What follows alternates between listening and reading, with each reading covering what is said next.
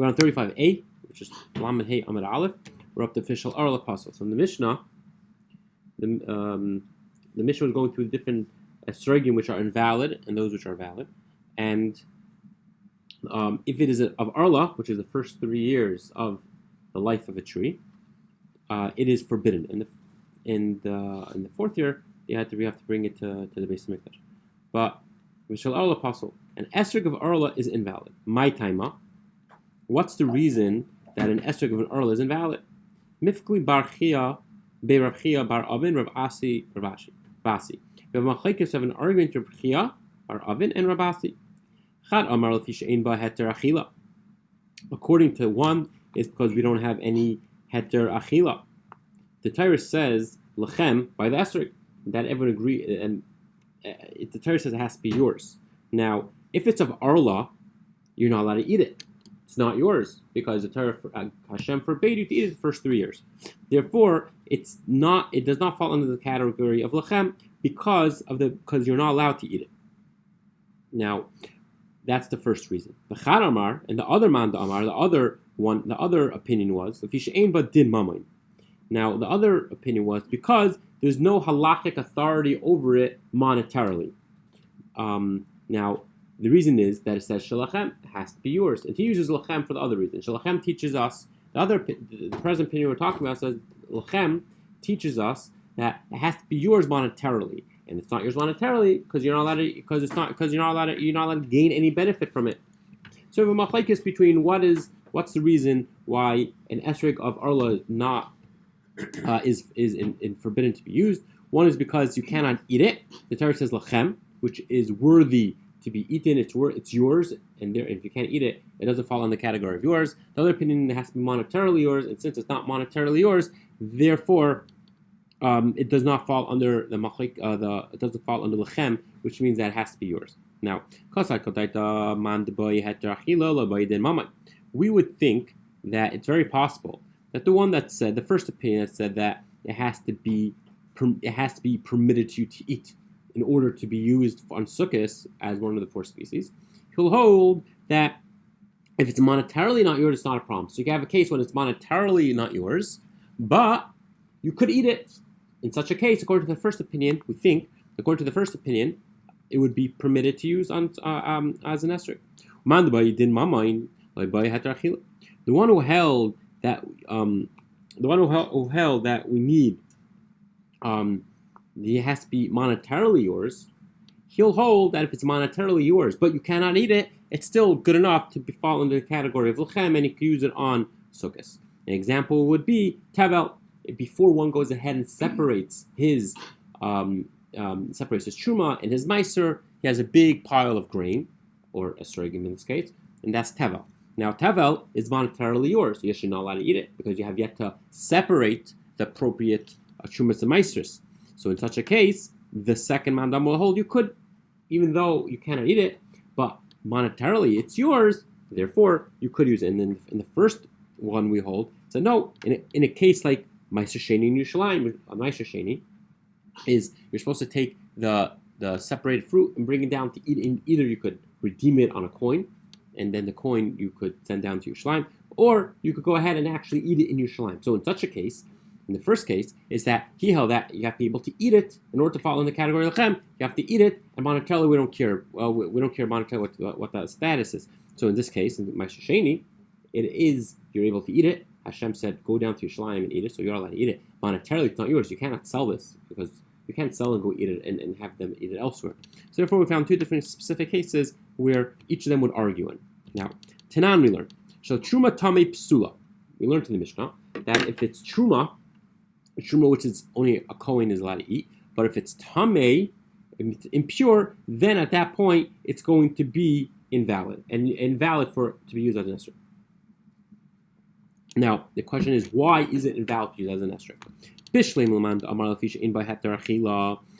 Now, according to the first opinion that held that the reason an esrog has to be able to be eaten, and if you can't eat it, it doesn't fall under the category of lechem, and therefore you can't use it on Yom Tiv, then that makes sense. Because if it's an impure truma, it's forbidden to eat, even for a kohen. The one that held that has to be monetarily yours, okay, so you're not allowed to eat it, but you still own it. I mean, you could use it, for example, for fuel under your food. So there are ways to utilize the truma, which is impure. So why is it invalid according to the one who holds that the esrog you have to own the esrog? The one that says you have to be able to eat it, I understand. You're not allowed to eat it, but you still own it. So what is the explanation for the second opinion that held that it has to be monetarily yours? You have to own it, according to in the Mishnah states that an esrog of truma, which is impure, can't be taken on Yom Tov. Ella beheter achila kuli amaloi pligi debi'inan. So at the end of the day, everyone is going to agree that you need to be able to eat it. Both Rav Chia bar Oven and Rav Asi are both going to agree that if you cannot eat it, it's invalid. Ki pligi b'din mamon. They argued you also have to have the additional criteria of money. Marsa beheter achila b'inan din mamon loy binan. One held that you only need to check off one box. Are you able to eat it or not? Whether it's monetarily yours, whether you own it or not, does not make a difference. And the other one held, no, not only do you have to check off the box that you're able to eat it, you also have to check off the box to say that it's yours, monetarily yours, and you own it. So that's the machlekes. So at the end of the day, we have machlekes in Rashi and Rav Chia. One holds that, they both hold that you have to be able to eat it, but the other one holds it adds an additional stringency. Not only you have to be able to eat it, you also have to own it. And the other one argues says you don't have to own it. Okay, now my benayu. What's a practical difference between the two? Ika benayu meiser sheni shebushalayim aliba d'Rameir. The meiser sheni in Yerushalayim, according to Rav Meir. Now, Rav Meir. Yeah. Just quick definition. Yeah. Meiser sheni is. So meiser sheni is the tithe that you take off, and you don't do it every year. And you're supposed to take it. This tithe is very special that you're not allowed to eat it unless you eat it in Jerusalem. All right. Meaning it doesn't go to Cohen or a Levi. The one who owns it eats it, but he was only allowed to eat it in Jerusalem. Okay. And there's a way around that, but whatever. You're able to be paid. You're able to redeem the monetary value of onto a coin. Buy what you want. Exactly. Okay. All right. That's called Meiser Sheni. Now. So where would the practical difference be between the two? Where's the practical difference where they both check off the check of eating, but you won't check off the box that says that you have to own it, and that case would be the machlekes, the argument between the two. So that would be a case of Meiser Sheni and Yerushalayim according to Rameir. According to Rameir, he holds that what is the halachic or the status of the Meiser Sheni fruit which you bring down to Yerushalayim. According to Rameir, it has the level of hektish. It's like eating karbanos. It's holy to the point where it's mam and gavaya. It belongs to Kadosh Baruch Hu, and if Hashem gave you permission to go eat it. That's how he views Meiser Sheni. That's Rameir. So according to the first opinion that held, all you need to do is be able to say, I can eat it. And if you say, I can eat it, I can now use this esrog on Yom Tiv. So he's good. So he holds, that's fine. Since I'm able to eat it, I mean, the truth is I'm supposed to eat it. That's what I'm supposed to do. I'm supposed to take it down to Yerushalayim and eat it. So that box I've checked off, so I'm good. And therefore I could use it on Yom Tiv. But according to the opinion that holds that that you also have to be able to own it. Now, on that we could say, well, according to the opinion of Meir, that's what we're going with. According to the opinion of Meir, how he views Meiser Sheni, he holds that it belongs to Kadosh Baruch Hu. It's Mam and Gavaya. It's you have no real money over it. You have no ownership over it. Kadosh Baruch Hu lets you go ahead and eat it, but you have no ownership over it. In such a case, Meiser Sheni, you can't check off both boxes. You could check off the box that you're supposed to eat it. Right? In fact, that is what you're supposed to do with it. You're supposed to eat it. But you can't check off the box that you own it. Rather, it's like a carbon. You don't own a carbon. No one has ownership over a carbon, even though you're allowed to eat it. I'm allowed to eat the carbon. If I bring shlamim, the peace offering, to to the base of Mikdash and I'm able to eat it, you don't really have ownership over it. It's just that's part of the mitzvah is to eat it. So the same thing over here by Ma'aser Sheni according to Rameir. You'll see later on that there's another opinion that's Rameir. The rabbis hold that there's no real holiness involved with Ma'aser Sheni, and you own it, and you just have to eat it in Yerushalayim. But at least according to Rameir's understanding of Ma'aser Sheni, we found a practical nafkamina, a practical difference between the two understandings of what does it mean and why is it that Orla cannot be eaten in, why Orla cannot be used as an esrog or esrog, which is in the first 3 years, which is Orla cannot be used on Yom. Now, Tistayim the Rav Asi the Amar Lefish Imba Din Mamain. Now we could figure out that. Right, and originally how we start off was that we have machlekes between Rav Chia bar Oven and Rav Asi. Now we don't know which was which, right? One said you have to be able both say achila, but only one says only achila, you only have to be able to eat it. Another one says you only have to be able to own it and eat it. So which is which? We don't know, right? It just said chad chad. One said this, one said that. Now we're trying to figure out which is which. This time the Rav Asi the Amar Lefish Ein by Din Mamain. We could figure out that it's Rav Asi that who holds that you need both. You need to be able to eat it, and also you have to own it.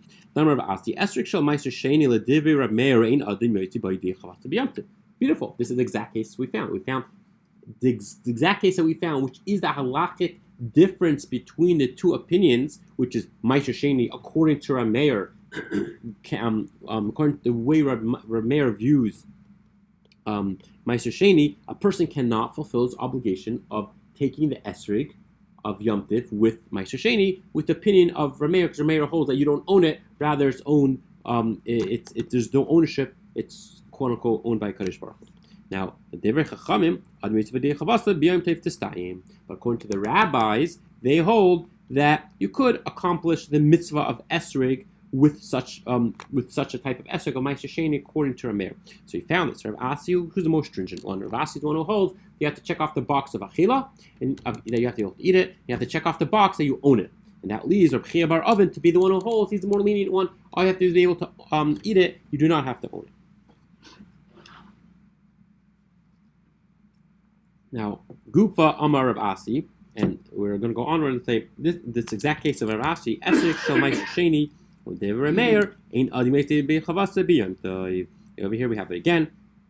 Rashi says that an esrog of Ma'aser Sheni, according to Rameir who holds you don't own it, a person cannot fulfill the obligation on Sukkah to take it as an esrog because you don't own it. And according to the rabbis, you could. I guess the rabbis are going like Rav Chia, that one does not have to own it. All you have to do is be able to have a heter achila that's be permitted to eat it, and you are permitted to eat it because that is the whole point. To bring it down to Yerushalayim is to eat it. Okay, now that we mentioned esrog, we're going to matzah. Matzah shel Ma'aser Sheni l'divrei Rameir ein adam meitidei chavasei bepesach. According to Rameir, according to the way Rameir views Ma'aser Sheni, that it's not owned by you, rather you just have permission to eat it, but you don't own it, then a person cannot fulfill his obligation of, let's say, the flour, which is taken from the wheat, and the wheat was Ma'aser Sheni that was to be eaten in Yerushalayim, and now I'm down in Yerushalayim because I'm supposed to be down there anyway because it's one of the 3 holidays, and I want to bake matzah out of this out of the wheat using the flour of Ma'aser Sheni. According to Rameir, you cannot fulfill the obligation of Pesach, and the reason is, as Rashi explains, that Rashi explains that we're going to ask, so why not? Where does it write by matzah? You have to own it. We know that it says lechem, it has to be yours by the esrog, lulav, hadas, and arava. But where does it say lechem by matzah? So that's what Rashi asks, and we'll see, and the Gemara is going to bring the answer soon. Now, according to the rabbis, who seem to hold, all you have to be able to eat it and not own it. Therefore, it's not a problem because you are allowed to eat it, because hence that is what you're supposed to be doing. That you're supposed to eat it. Isa shel Ma'aser Sheni l'divrei Rameir petura min chala. Now, when it comes to chala, taking off the amount of dough before you bake it, and that's supposed to be given to the kohen. And it says arisay sechem. When it talks about the halacha of chala, the Torah, it says your dough. So the question, so you have to be able to own it. But according to a mayor, according to a mayor's version, halachic understanding of Meiser Sheni, when I'm in Yerushalayim eating my Meiser Sheni, it is not yours. Therefore, it's not yours. It says your dough. So in order when you take off challah, it's supposed to be your dough. This is not your dough. Because when it says yours, according to him, he understands you have to not only be able to eat it, you have to also be able. You have to actually own it. According to the rabbis, no, all you have to do is be able to eat it, and you are eating it. Therefore, even though you don't own it, it's not a problem. Now he understands it by the case of the challah. So Papa asks, in the case of the challah, it makes sense because the Torah says the first of your dough. So your dough, you have to be able to own it. And according to Vasi, he holds you have to not only be able to own it, you have to be able to eat. Not only you have to be able to eat it, you have to be able to own it. And in this case, you don't own it, according to Rameir's understanding of how Meiser Sheni works. Esrig na miksiv lachem, mishalchem. Also, by esrig, it says it has to be from yours. You're supposed to take from what you own. And again, according to Rav Assis, we understand that means to say you not only have to be able to eat it, you also have to own it. Ela matzah miksiv matzah seichem. Let's say anywhere your matzah, you have to own the matzah. You have to be able to eat the matzah. So what's the problem having it doesn't? So what's the problem having matzah, which you don't own? Why does that stop fulfilling your obligation? So Amarab bar Shmuel, this may Rab Yamar bar Shalmei. So the answer is Asya lechem. You have a gezer shava. It says lechem bread in one place, and it says lechem and bread in another place, and we compare the two and we derive a halacha from that. Ksiv hacha lechem aini. It says by matzah, the poor man's bread, the bread of affliction. So that says lechem, it says bread. Ksiv hasam, and we turn to the top of Lamed Hey Amud Beis. And it says over there, v'haya the pasuk says v'haya ba'acholchem melechem haaretz. It says by truma, it says lechem be'achalchem, which you eat. It says your food. Ma'alalam mishalchem v'lay mishal meiser. Just like over there, it has to be. Just like over there, by challah, right? This is the case by challah. It says you're supposed to take it. You're supposed to take off. It says challah with ba'achalchem. So it has to take off when you take off when you're eating your bread. Just like over there, it has to be yours because it says it says. Well, no, by challah we saw previously. It says by challah it wrote mishal. By challah it was arus sechem. You the first of your dough. So therefore it says by the case of taking off challah, when you're supposed to take off the challah off the dough, it says yours and it says lachem. So just like over there, it has to be of yours, not meiser. Meaning you're not required if you're baking dough of meiser, you're not required to take off challah. Also by Pesach, it says the word challah. We also could apply the halacha of using the technique of gzeir shava when you have two of the same word, and so we say the halacha of one applies to the halacha of the other. Same thing applies by matzah, and you have to own the matzah. And therefore, according to the one that holds that ownership, you have to own it, and eating is not enough to call yours. According to Rameir, in the way he understands Meiser Sheni works, it's not going to fulfill your obligation. Now, Leima Messiah, perhaps we could bring a proof or help assist this view by proving it. Isa shall Meiser Sheni Betura Menachala Div Rameir.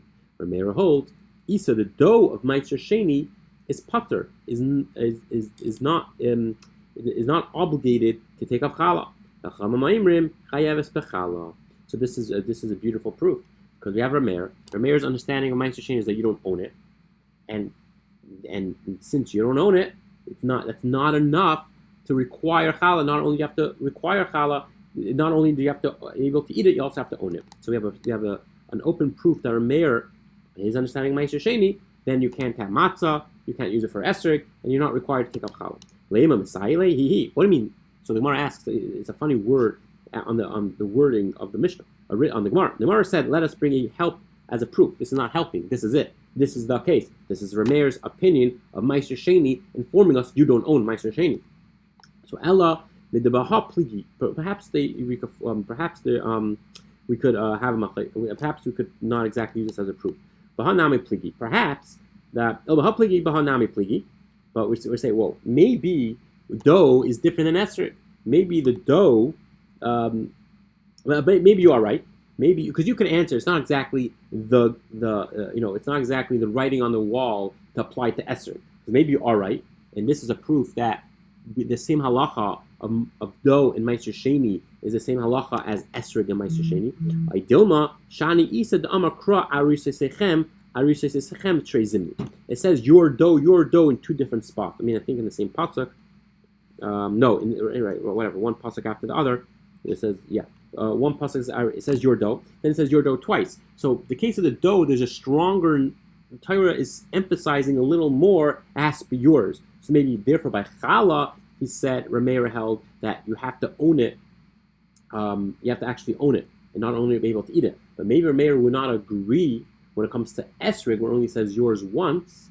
Perhaps in such case, he'll say, it says once. Therefore, the once is only telling you have to be able to eat it and not own it. So Rameir is not saying it, the pemale, he's not saying with a full mouth, outspoken straight out about esrog. There's a reason to differentiate between challah and esrog. So we can't put words in his mouth. Now it's strong enough for us to assume that's the halacha. And we could assume Rameir himself would hold the same halacha as by challah, that you can't. There's no obligation of ma'aser sheni by challah, as it would be you cannot fulfill the obligation by esrog. However, we can't say that indefinitely. Therefore, we're leaving as misayeh. It's a proof, but not exactly the writing on the wall.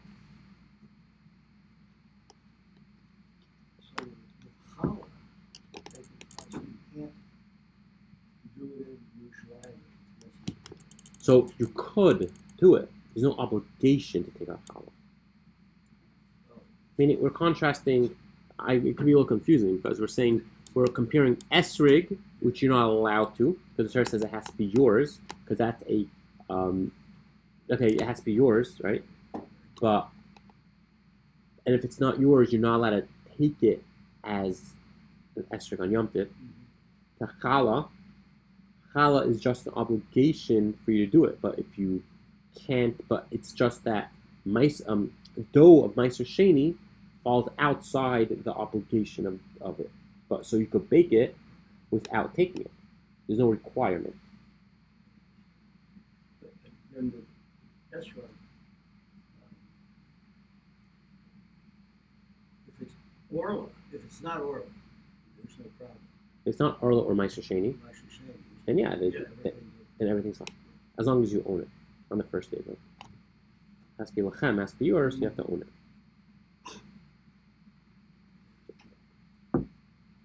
Okay, we're up to the two dots towards the top of Lamed Hey Amid Beis, towards the top of 35. So Truma Tamei Psula. Now we just mentioned this on previously, but this morning we mentioned that Truma, which is owned by the Kohen, which is the Truma which is supposed to give to the Kohen, if it's impure, then it cannot be taken as an esrog to fulfill the obligation on Yom Tov. Now, the answer is, let's play heter achila. Now, everyone is because you're not allowed to eat it. Now, everyone agrees, we said on the previous Amud, on previous page, everyone agrees that you have to be able to eat it. That everyone agrees you got to check off that box.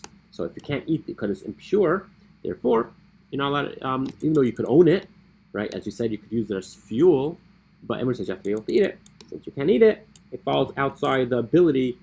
You're not allowed to go ahead and take it as an esrog to fulfill the obligation. Now, v'shel truma tahira lo yito.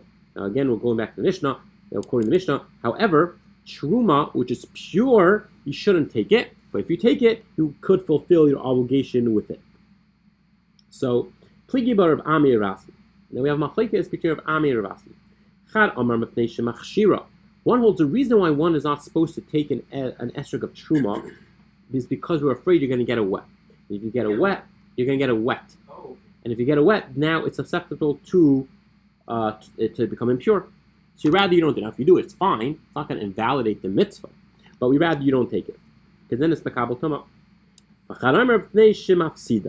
The one who holds is that you end up ruining it because if there's too much handling on the esrog, the outside is become darkened and sort of because it doesn't become, it's just not nice. You're gonna end up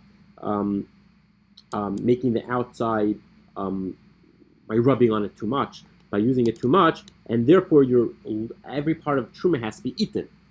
So if that's so, if you're going to end up like sort of ruining it, we're afraid you're going to ruin the external layer is not going to end up being used properly for truma. Therefore, we rather you not end up using it. Now, my benayu, what's the difference between the problem of that it might be makabel tuma to the problem where you might be ruining the outside peel? Interesting case.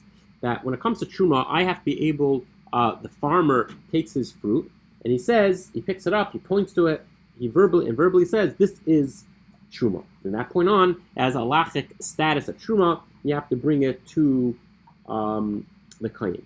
Now, what happens if he picks it up and he says, "Noah, only the internal part of this esrog is truma, but the external part, the outside layer, is not, and it's not going to be truma."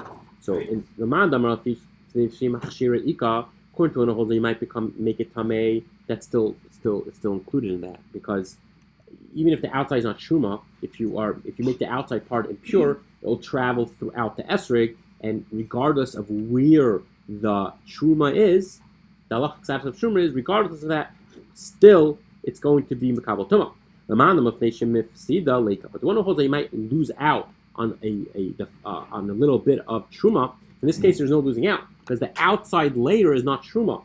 So the part where you're going to be handling, and you might come to ruin, it's never going to be. Even though you might ruin a bit of the outside of the esrog, that part's never truma because I set aside truma only in the internal body of the esrog, not the external body of the esrog, and therefore, according to him, it's not a problem because there's no losing out. So that's a nice way to get around the problem. That would be a halachic difference between the two.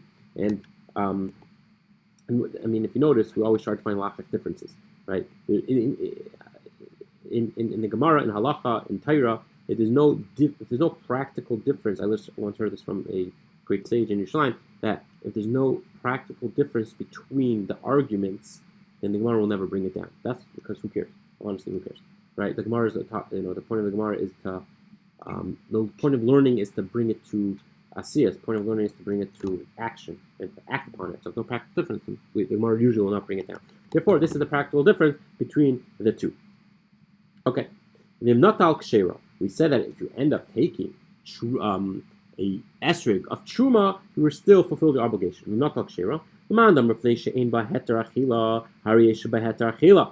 So we understand the one who holds that you have to be able to eat it, then that's fine because truma you're able to eat. So therefore, if you end up taking it, because we were nervous about either you might be making a kabel tuma or you might lose the external layer might be lost due to the handling of the esrog, but still that was just a concern. It's not going to make it invalid to be used. But since as long as you're able to eat it, that checks off the box. And according to the one who holds that it has to be also be able to use, and that we're going to say that there is the ability to use it for mamay. Now, Rashi explains that even in the first case, let's say Yisrael, I'm a Yisrael, I'm not a Kohen, I'm not allowed to eat the esrog. So how can I use an esrog of truma? We said if an esrog of truma, if you use it, you shouldn't use it for other reasons. But if you use it, you fulfill the obligation. So Rashi explains that when it comes to achila, there is ownership of Yisrael. Because if Yisrael has a daughter that married a Kohen, he could give it, his grandson could inherit it from him.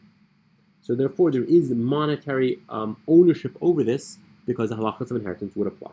That's number one. He would inherit and he'd be able to eat it. So he would inherit and be able to eat it. So that is the ability to eat.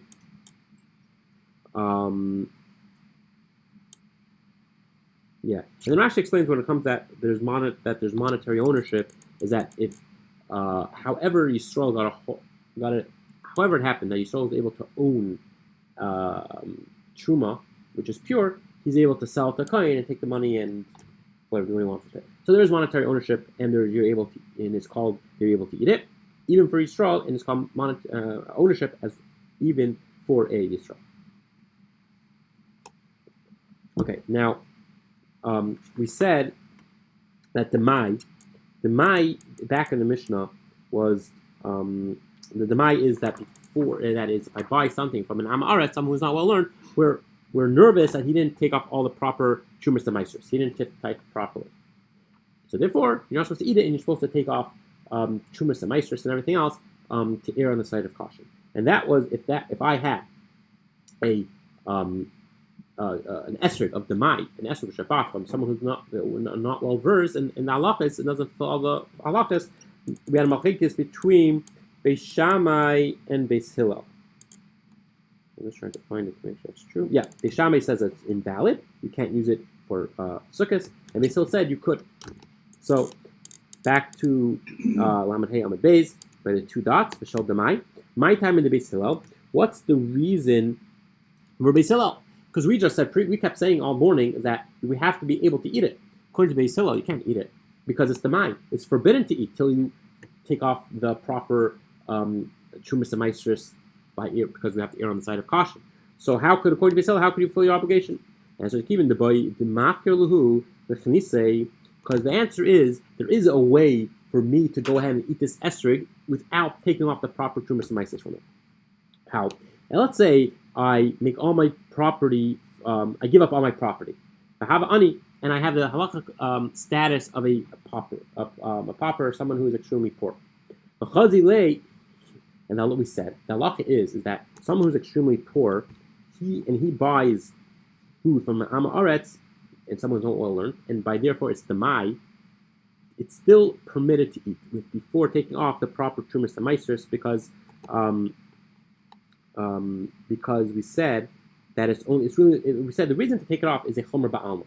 It's just a stringency, and because we're not sure if the farmer took it off or not due to where he wasn't well learned.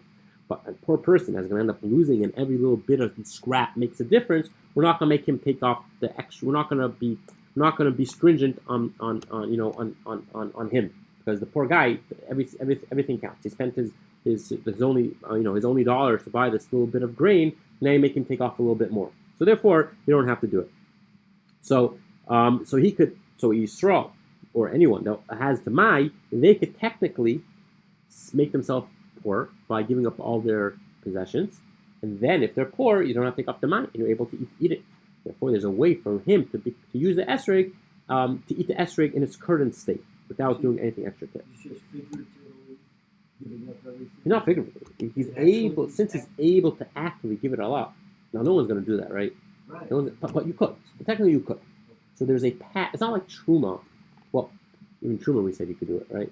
Right. There's a pathway for him to do it. That's all. We said by truma, he could give it to his grandson. Yisrael could give it to his grandson, who's a client. Like, let's say the person has no children, so it's never going to happen. It doesn't make a difference. There's a pathway for Yisrael to have an ability at some point to have it able to eat it. Well, Beis Shammai. So what's Beis Shammai's issue? Why did Beis Shammai say it's invalid? He said there's a pathway for the Yisrael to be able to eat it. So why can't Beis Shammai? Beis Shammai only like achil demai. According to Beis Shammai, a poor person still is not allowed to eat demai. He's stringent on him. The dan machilin ha'anim demai v'sachsani demai. We learned ein machilin. We learned that we do let a poor person eat demai without taking off anything extra. And according to Beis Shammai, you don't feed you don't let the aniyim or the guests eat the mai. But Beis Hillel holds you could. So therefore, that is the difference between Beis Hillel and Beis Shammai. According to Beis Hillel, you could. There is a technical way for the person owning the mai to eat it in its current state without taking off anything extra. According to Beis Shammai, we can't. Okay, we go onward. So Ma'aser Sheni should be shalayim. We said that Ma'aser Sheni shalayim, you shouldn't use it for an esrog, but if you do, it's okay. According to one that held that it has to be able to, the reason by truma we said you shouldn't do it because we're afraid that it's going to become tamei. Same problem here. We don't want it to become tamei. Same thing as truma. Why is it that we don't want him to do it? It's because he might come to losing a little bit on the outside by handling it. He's going to end up losing some of the layer of the skin of the esrog. So the same halacha as by truma. But if you take it, it's okay. These are just concerns. But if you take it, you still fulfill the obligation. Just like by truma, same thing by Ma'aser Sheni. I'm not Shira. So if you end up taking it, if you end up taking esrog or ma'aser sheni, you have fulfilled your obligation. Everyone holds that you're able to eat ma'aser sheni. There's no problem, right? That is the point of ma'aser sheni. Go in Shlaim and eat it. But according, now we have a big problem. Because on the previous summon, we kept saying that according to a mayor's understanding of ma'aser sheni, you cannot eat it in Yerushalayim, right? We kept saying that over and over again. The reason is because you don't own it and you need ownership.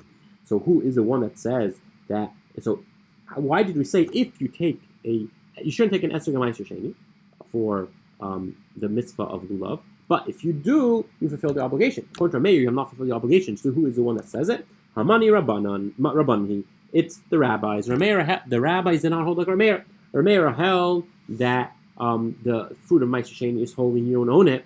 And according to the Rabbanan, no, it's not. So Gavaya, it's chulin. Technically, it's at least there's practical ownership by the actual owner, whoever's bringing down Yerushalayim. But there's a technical aspect to it. You have to eat it in Yerushalayim, not outside Yerushalayim.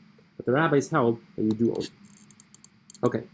Now we're done with the different types of what the esrog, different types of status of the esrog, and we're going to the physical esrog itself. Also chazalus, we said that if the esrog is full of boils, then we said it depends if there's boils on the majority of the actual. If there's boils on the majority of the esrog, it's invalid.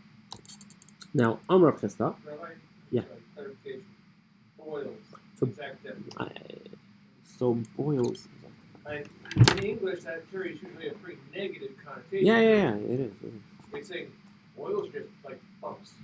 No. So, anyways, I'll show you this guy. Let's see if you can see it. That's a boil. I don't know. It's not so clear. Anyway, this thing.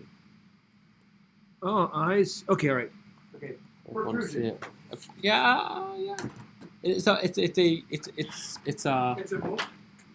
You're saying that if there's on the majority of the body of the Too many of them, it's a problem. it's a problem. It's 50%, right? A boil is like a boil on the body. It's actual a bump coming at it.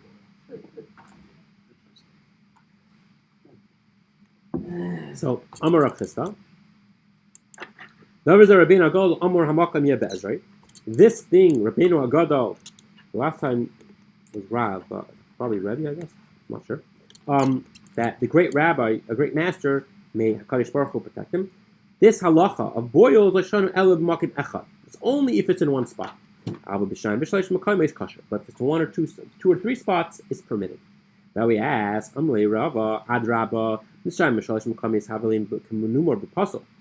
it's even worse if it's in more than one spot, because now it's speckled and it's even worse. It's even more ugly, and it's going to be invalid.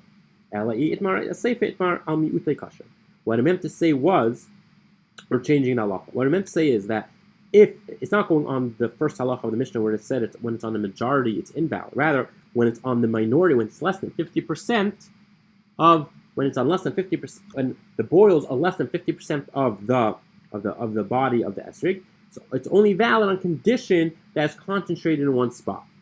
But if it's spread throughout the esrog, and even though it's less than 50%, it'll still be invalid because it's menumor, it's speckled. Amar Rav Chisda, we're going to repeat it. Now we're going to go through it again. Amar Rav Chisda, Davar Rabbeinu Agadol, Amar Hamakom Yeh Be'ezrei. That Rabbeinu Agadol, the great master, he was went on this halacha that when it's a minority, when the boils are on less than 50% of the esrog, then it's valid. That halacha is only when it's concentrated in one spot. But if it's spread out over two and three spots, it's like speckled upasul, and it's going to be invalid. However, Rava holds that when it's on its nose, there's a whole machlekes where the nose is, but is out on the very top, is where it starts to slope up. However, wherever that is already going to be invalid. So on its nose, which we usually understand, it's where the part of esrog where it starts to slope up, where it starts to slope inwards. At that point, and up to the very top. If there's one boil on there, it's invalid. If there's below that, then it's only invalid if it's more than the majority of the esrog, or it's a minority of the esrog, but it's over, but it's spread, it's concentrated in more than one spot, and that's menuba. That's the halacha. Okay, noto pitman. Then we said, noto pitamtai, that if the pitum falls off. Now, what is a pitum? Tani Rabbi Yitzchak and Elazar noto dikuntai. That the halacha is that if it's kanutai, that if it's the halacha is what's the kuntai. So it's hard to explain really, but the kuntai is this ear is the there's a whole machlekes where it is, but it could we mean to say is the actual stem, the pitum. So it's hard. This one example of Rashi is that the ball on top. So you have the stem coming up, right? And then you have that little ball on top. That's the very, very tippy top of the esrog. And if that falls off, that is going to be a problem. Others say is that if the entire thing has to fall off, leaving a cavity in the actual esrog. It's somewhat like this between Rashi, in Rashi itself. Okay, let's finish off, at least get to the top. Niklaf. So niklaf got peeled off, right? We said that if it gets peeled off, it'll be a problem. So Amarava, hi esrogid the agrid kahana sumka. That esrog, which is peeled like a red walnut, kshera is kosher. Now, what it means by red walnut is that there's only the external, the peel of the esrog has many different layers, and the esrog has a shiny look to it. It's that protected. It's a protected. It looks like it's not. It's natural. It's a wax which grows on the esrog. It looks like a wax which grows on the esrog itself. If that little bit gets peeled off, but not the actual peel itself, it will still be kosher. Now, the reason why it's called a red walnut is that if you peel it off, then it's going to give a reddish hue to it because the protective layer fell off and it's going to turn a little bit of a color.